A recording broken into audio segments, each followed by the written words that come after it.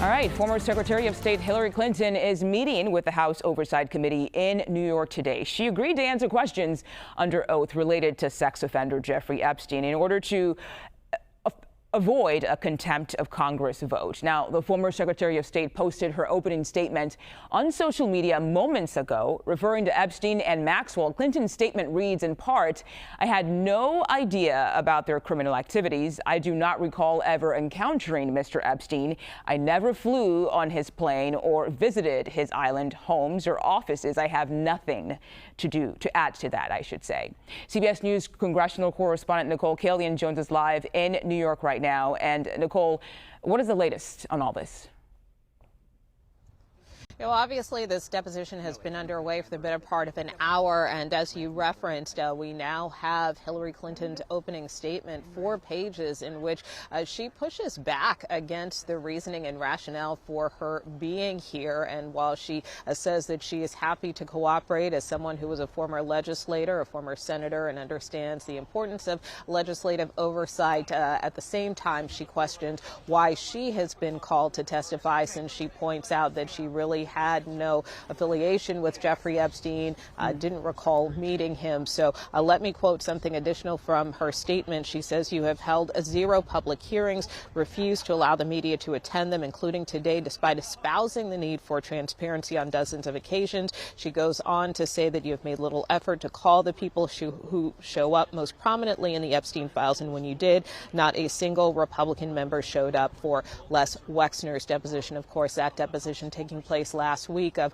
the Ohio businessman, the retail mogul who owns Victoria's Secret. That deposition took place last week in Ohio. Obviously, in terms of the Clintons, both the former Secretary of State and the former president have called for a public hearing. They wanted a public hearing instead of these closed-door depositions, even though these depositions are being transcribed and taped. But as you saw in the former Secretary's statement, she's obviously very critical of the committee for not doing that. Now, Chairman Comer has argued, look, we asked for a deposition. This was really the plan all along. This is how we have handled other officials. So his argument has been, once we have these depositions, he's happy to consider potentially a public hearing. So he hasn't completely closed the door on that. Also, I pressed the chair a short time ago. He spoke to reporters just before this deposition got underway about what specific information does he believe that Hillary Clinton has to warrant her testimony today, since she says that she doesn't really have much information to give here.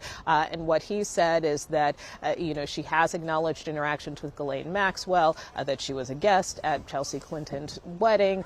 So for those reasons, whatever information she can shed or glean on the nature of that relationship is one of many questions that he and other Republicans on the panel have. Now, Democrats on the panel, for their part, say, they appreciate the Clintons for coming forward and that whatever information they can share as well will be useful. But at the same time, they believe that if you're going to hold, for instance, former President Bill Clinton to account in holding these depositions, then the current President Trump, who is also mentioned in the Epstein files and also whose picture appears with Jeffrey Epstein, as did former President Bill Clinton, that President Trump should appear before this panel as well.